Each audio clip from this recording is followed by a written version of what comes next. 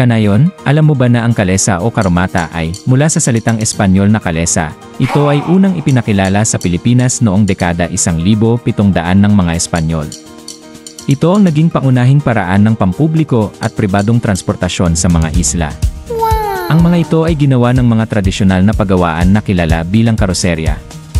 Ang kumpay na ginagamit sa pagpapakain sa mga kabayo ay kilala bilang zakate, na ang produksyon ay isa ring malaking industriya dahil sa paglaganap ng kalesa. Patuloy na ginamit ang kalesa noong panahon ng kolonyalismo ng Amerika sa Pilipinas, 1878 hanggang 1946, kung saan nanatili itong pangunahing uri ng abot-kayang pampublikong transportasyon. Ang kalesa sa modernong panahon ay karaniwang ginagamit na lamang bilang atraksyon para sa mga turista.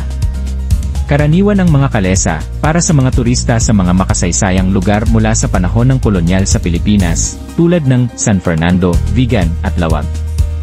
Makikita rin ang mga kalesa sa Intramuros, kung saan naglilingkod ang mga ito sa mga turista, at sa Binondo sa Maynila, gayon din sa Iligan, kung saan maaaring sumakay sa mga pinalamuti ang kalesa sa isang partikular na kalye. Huwag palampasin ang pagkakataon. Sundan ang Kanayon Vlog para sa mga bagong post at updates. Like and share po kung nagustuhan nyo ang aking video. Balbaligya salamat Kanayon.